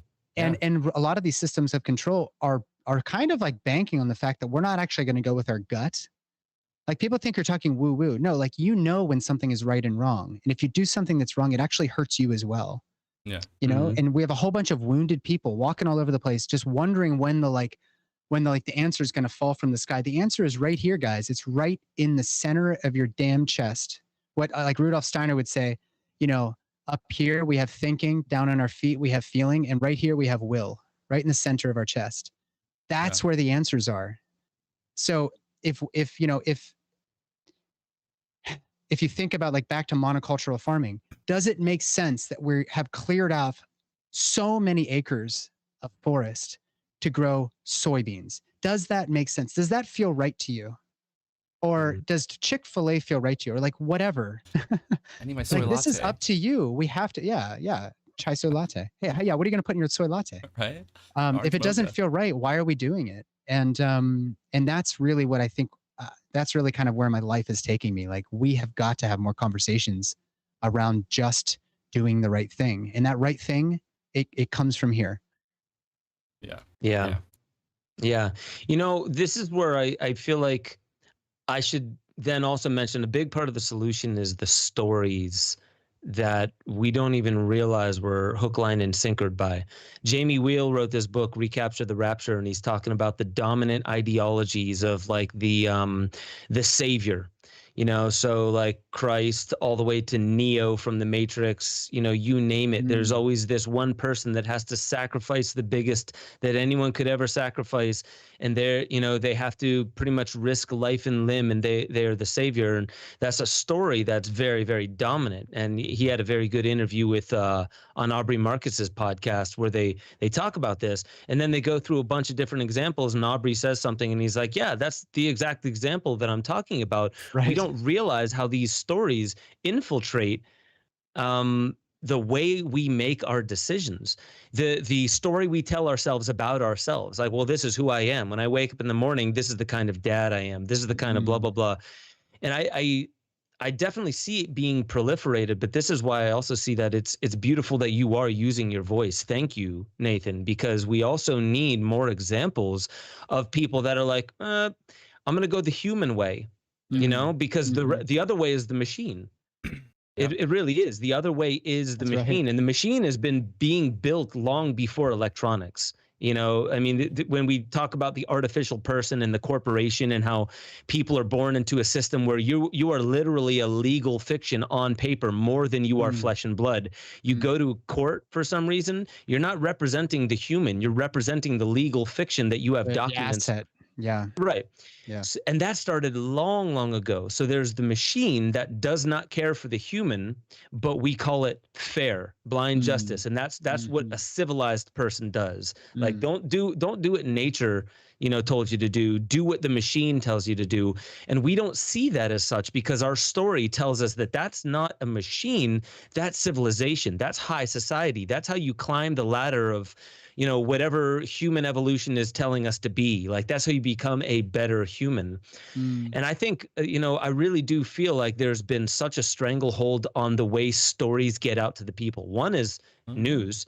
The news, the mainstream media. Turn off your news, guys. Turn it off. Turn on Wake publishing Infinity. companies, totally. Mm-hmm. Publishing companies, Hollywood, and just any other kinds of news, editorial pieces, and There's things power. along those lines. There's power in story. Because if you like what we're talking about when we're talking about story is in V for Vendetta, V, the character, said an artist uses lies to tell the truth. That points to the fact that truth exists independent of the ways that you can explain it using details to help define it. Yeah. Wow. And what that really means is that what you're doing when you're changing the myth or the narrative of a culture is you're actually changing the machine itself. You're changing the way the machine frames things for you. And I mean, like, this is what the news does. They will give you an either or. It's just like, are you for Proposition X, Y, and Z, or are you a neo-Nazi? Well, that doesn't give me many options. Right there. Yeah, right. So, dang, I have blind. to say something. So it's the way that it's being framed in that sense. And when you change the story, it feels like that's how you get into the systemic nature of these issues. They don't just, and this is, I've actually pushed back a little against some ideas that Charles has put forth in his book, Sacred Economics, about conspiracy. But I feel like he's largely correct when he says it's a mistake to point out individuals too much and make them seem like they are the one problem that needs to be fixed, because then it becomes a witch hunt. Then we just go back to the Crusades. And we just go back to the Crusades where, like, okay, I know that if I'm saying like, all right, World Economic Forum, what I mean when I say there's a big problem coming from their ideologies, what I mean is we need to have an open discussion where we show the faults of their ideologies. Right. The people who don't go that far in their thought processes, what do you think they think about Klaus Schwab and the World Economic Forum? They're like, well, obviously Ben is telling us to take up arms and use violence as a tactic, when I didn't say anything of the sort. And so that to me is kind of why, and that person on Patreon who went and said like, I'm tiptoeing around these topics. I'm not. I'm actually becoming nuanced. And if you watch Waking Infinity News, I go to the jugular on very specific things like World Economic Forum, like the technocratic agenda. I also see that being that rabble-rousing, I'm going to talk about the darkest of the dark and the worst of the worst all the time, and somehow also grow my business. Like, it's almost an oxymoron, because you really are limiting yourself by only talking about things in one small way. I feel like the stories need to be changed. So you're I'm just taking up too much time. What are you going to call me? Well, no, I'm saying if you're just wrong. No, but I mean, like, straight up, like, their whole business operandum, their whole business model is fear porn. I mean, mainstream news, all these things, it's all around tantalizing the amygdala, stimulating that amygdala, getting them arguing at each other, because fear sells and sex sells. And this, you go back to the history of news, this is all slowly been introduced more and more opinionated and more, activist centric. So, I mean, we would be no better than them if we were just here trying to sell fear and saying the world's going to end and it's all these Illuminati and it's all the worst of the worst. Like, we're no better than just turning on Fox or CNN and them just saying, this is why you should be afraid to go out tonight. And Nathan, if you have anything to add, please. No comment. No, I'm just kidding. I always have comments, but I mean, you guys are, I'm just really enjoying listening to this, because it really does. I mean, it kind of gets you back to the question you had in the very beginning, Ben, like, well, what do we want, right? Instead of what we don't want, like, we all know what we don't want. Right. We have to have some courage to step towards what it is that we do want. And even like with my job, like, I don't have any ill will towards the people that did the thing that they're supposed to do based on the rules governed by the system that they helped create. Like, they're messengers. Like, we're all complicit here, And so I don't have any like angst towards them, like, oh, if only I had my job, my life would be better. Like, my life wouldn't be better. Why would I want to, like, why? I don't have any bad feelings for you, and I don't have any bad feelings for Fox News or CNN or whatever out there is helping to perpetuate these stories. And I'm not going to play the game of like, the fear mongering. I'm not going to play the game of like the binary. I think that our world is lacking nuance. I think it's lacking nuance in every aspect, in every way, shape, and form. So as we're starting to imagine, well, what would we actually like? That's another exercise where you close your eyes, you tap into yourself, and it's like, right now, I want soup. And you go and get soup. I mean, it's something, it sounds so silly, but like, how many times is it like, I'm afraid to say that I want this thing because somebody's going to think I'm not a healthy eater or whatever else. It's like, that is what's happening on a global scale where, when I imagine this sort of more beautiful rendition of our current world, it's not devoid of technology. It's not even devoid of news, but it's definitely a new story that we're all going to have to be a part of in creating. And it goes into trust. It goes into like addressing our illusion of scarcity. Like we've got so many resources at our fingertips, and the best we can build is Costco and a gile of space junk out in the in the stratosphere or whatever. So better design. So like, let's put our resources and our talents, let's hold hands and let's actually build something beautiful. Like we've got so much at our fingertips and we're stuck with like heart disease and diabetes and shitty food. Like this is the best we can do, So anyways, I could ramble on all day about this. You guys are speaking straight to my heart. No, I feel you said we should hold hands, but definitely sterilize your hands before you do that. Oh my God, you better any other kind of advice. 2 pumps, please. 2 pumps. I mean, I'm optimistic. And for the audience, like in the day, like I want everyone to know, like I am very much an optimist. I see, trust me, I look into the abyss every day, and I'm not really surprised. I was just talking to a friend today. Like I'm not really surprised at some of the dark stuff I'll hear now. Nothing really surprised me, but like at the end of the day, like if I can handle all of that, I think like not only does, well, first off, I don't think everyone has to handle the dark. I think that's a part of it. Like everyone has a role. Ben, I think you made a really astute point earlier about how like you're starting to realize like part of your role is to really help sort of deprogram people from being too caught up in a cycle of fear. And I think that's so critical where like we're all learning and evolving by tapping into this intuition of like, what is our role? Like, what are you good at? What are you naturally good at? What are naturally things that people come to you about? What are some things that you naturally have a passion towards or want to start heading towards? I think more that people lean into that, they discover things about themselves that are a part of a much larger collective thing going on. Even if we don't know exactly what our role is or how it's all playing out and all that, that's the micro. And for me, part of it, I feel my role is like, I want to connect people. I want that community. I want people to know you've got other people. Because a big part of what I'll run into is people, why they're nihilistic or apathetic is because they don't feel there's other people like them out there.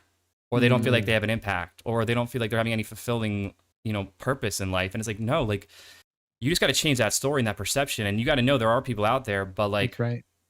I'm sorry, it sucks that you just ran into finding out like me and finding it, but like there's more. You just got to keep seeking it. So, power to the people waking up and community, connecting. I don't know.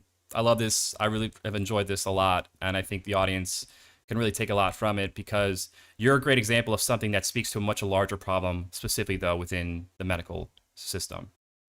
Yeah, and you did it in a beautiful way. I agree with Gordon. You also did it in a very beautiful way, showing, and this is part of the new narrative that's being built, the new myth, as Charles Eisenstein would say, that's being built, is we don't also have to attack the existing edifice.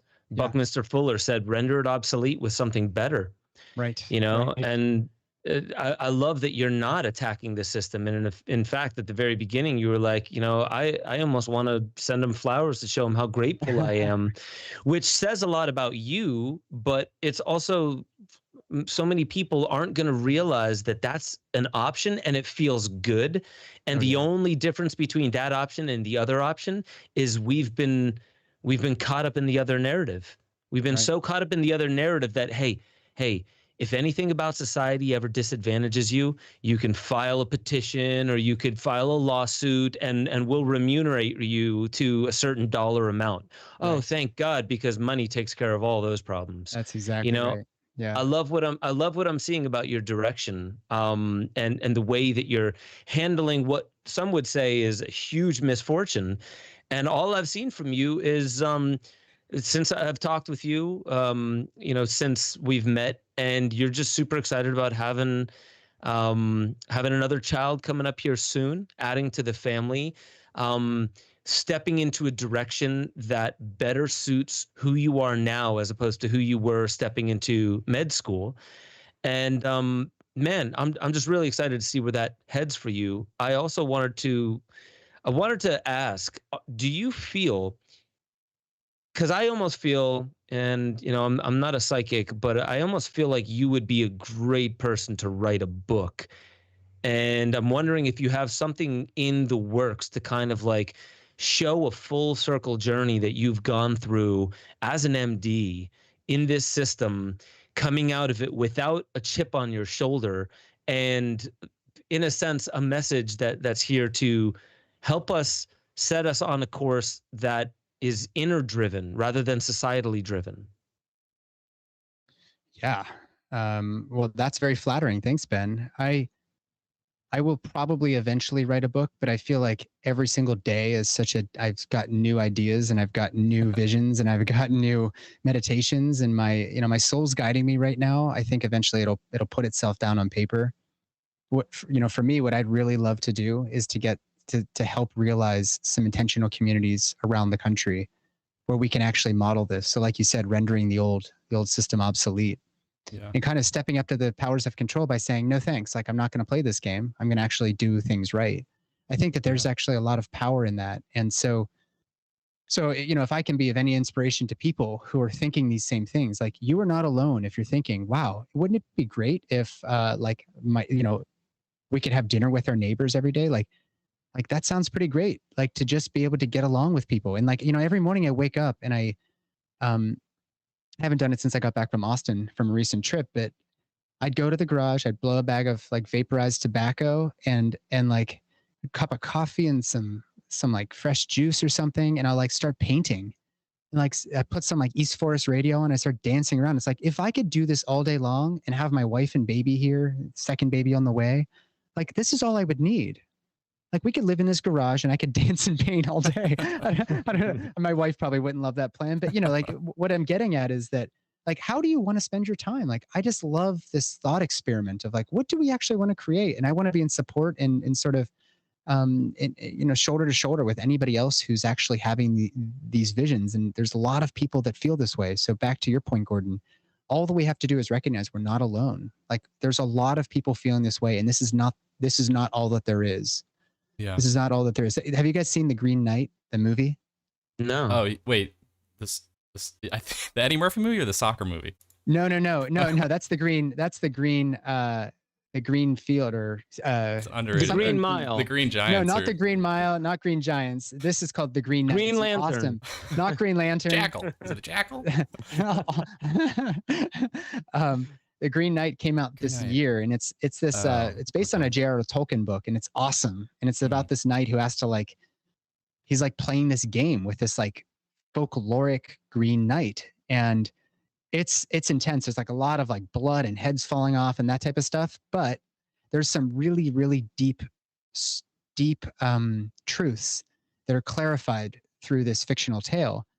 And in one scene, this guy's facing his mortality. I won't give away any spoilers, but he asks this other main character, and he's like being prepared to be beheaded, and he says, like, wait, I don't want it to go this way. And he says to this other main character, he says, is this all that there is?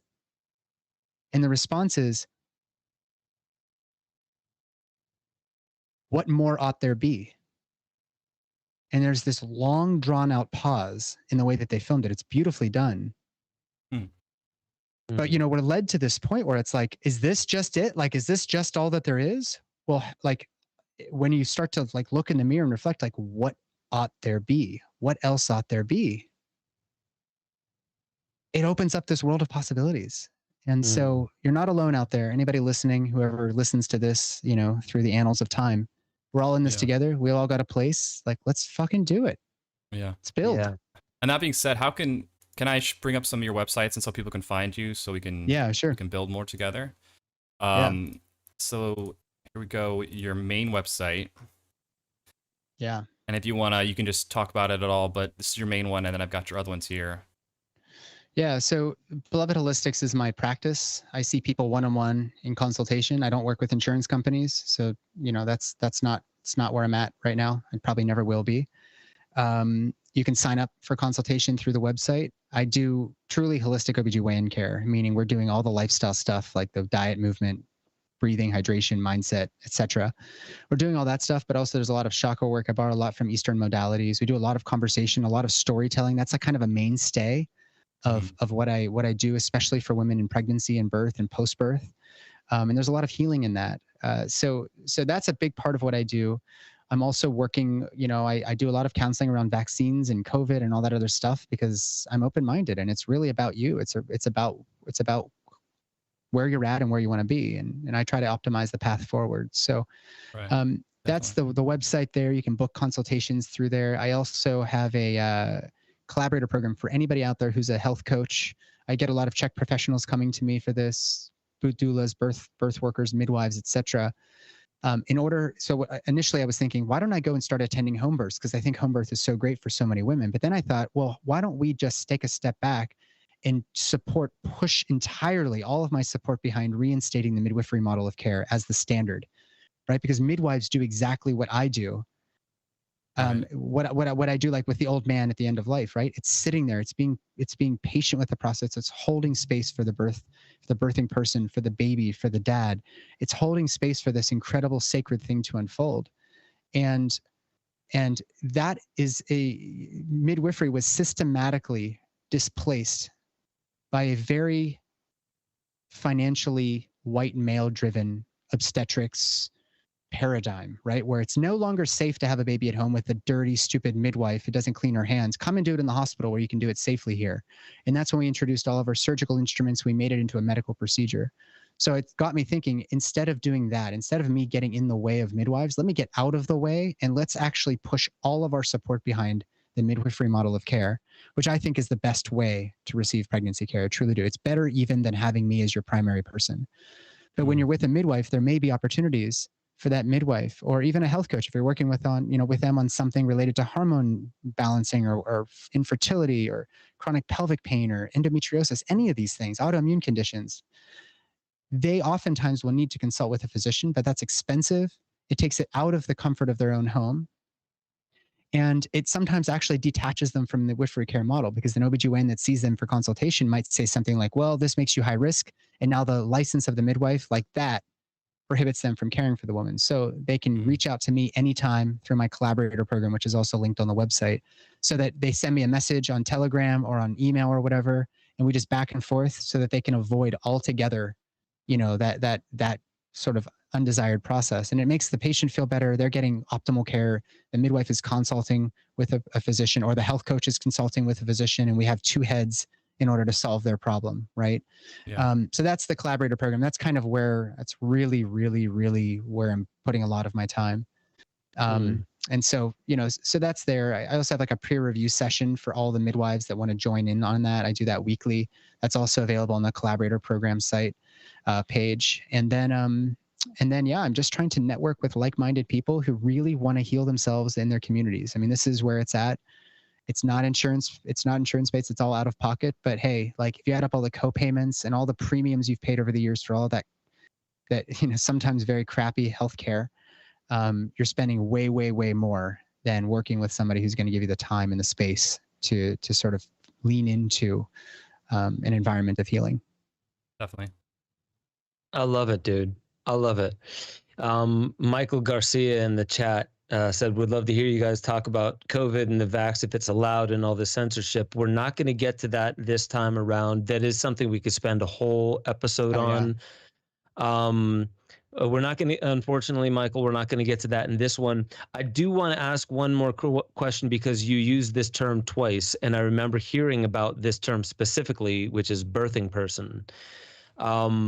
Is that something that was being told in hospitals to use that term, or do you say that for a specific reason?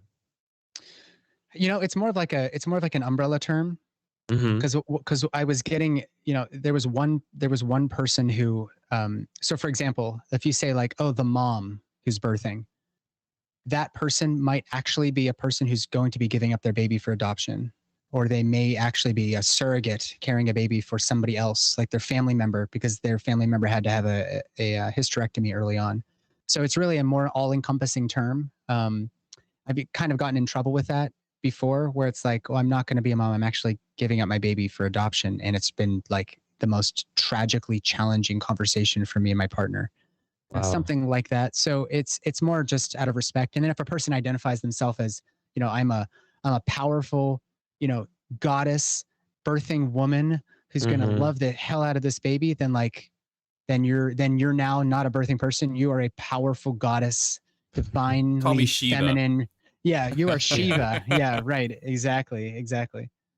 I love it. No, and thank you for that. And I really wasn't like trying to bring up the polarized political left right of it. It was something that no, I honestly was curious about that, because I mean I'd heard of that before, and I wanted to know. You're a thoughtful person, and I wanted to know what a thoughtful person would say as a response to that. So that actually makes a lot more sense than I would have thought. So I appreciate that. Yeah. Man, I feel like we could just keep going in so many different directions. I just want, like, is there anything else you wanted to tell the audience to be on the lookout for in the very near future that you're going to be involved in? I think this intentional community building is where I'm really going to be putting my feet on the ground. Of course, you can check out my podcast. You can send support. I'm going to have a Patreon link coming up on my website. So if anybody wants to support that project, that's going to be how we're doing it. The Holistic OBGYN is my podcast. Ben, you have an episode that's coming up here, I think, next week. So you can check that out, guys.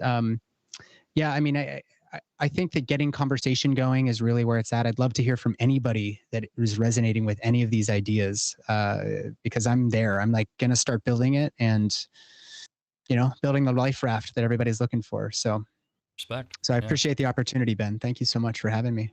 I'm in, dude. I appreciate it, and we're gonna have this conversation more, so it's not just idle conversation saying, "Yeah, I want to build this," because we really do need to come together after 2 pumps. We need to hold hands and make sure that we are building this thing together. And people who actually want to push the needle forward, not just talk about it. You know, it's beautiful to get the ideology down, but a lot of the times there's, you know. I think I saw this one commercial. It was for I forget exactly. It was like liability. There was somebody sinking in quicksand, and a bunch of lawyers standing around talking about the best way to get the person out of the quicksand. And only one person was like, "I'm just gonna use a rope and just pull this guy out." We also need people that are beyond the ideology, literally looking to put their blood, sweat, tears, resources, and whatever they can into building this, because we need the examples yesterday, and since it's not built yesterday, we need to start building today. So Nathan, thank you so much for your time. I cannot wait to see the pictures and hear the beautiful stories of your daughter. You know the sex, right? It's a daughter that you're another awaiting, little right? girl. I'm a girl dad through and through. Yeah, man. Sweet. I'm so dude. Yeah, man, I'm super excited for that. And yeah, we'll have to have you back on. We'll go into deeper topics, and all the best love to you and your family in the growth of the family that's coming. Thank you for sharing your wisdom with our audience. Thank you, brothers. I appreciate you. Thank you. Yeah. My pleasure. Oh, and one thing real quickly, Ben. Yeah. The content you're putting out is so important to the world. And I just want to honor you and acknowledge you as well for you're really putting yourself out there, and you are really giving a voice to some of these topics that nobody else is doing in your way, between your films and your writing and your podcast. I mean, like, you're doing great work. And Gordon, thank you so much as well. I mean, you guys have a really special thing here. So I'm really honored to be a part of it. Truly. Thank you, man. We're all building it together, and we're all playing our own roles. I have a few resources I could put towards my disposal, and a background that allows me to not worry about how I'm coming across. I've noticed that being bold and humble at the same time, like humble enough to know that we're all full of shit, but bold enough to know that we all have gifts to give.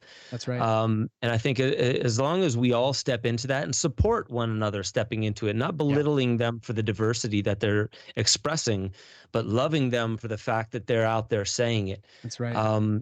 So thank you for that, man. I really do appreciate that. For the audience and for everyone who's on the chat right now, I really do appreciate it. You know, these are humble beginnings, but really I'm seeing a lot of familiar faces, and you guys are keeping the chat very, very active.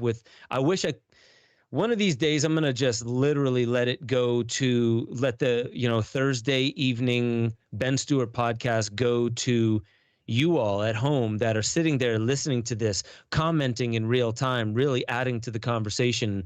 I really do honor and appreciate all of you.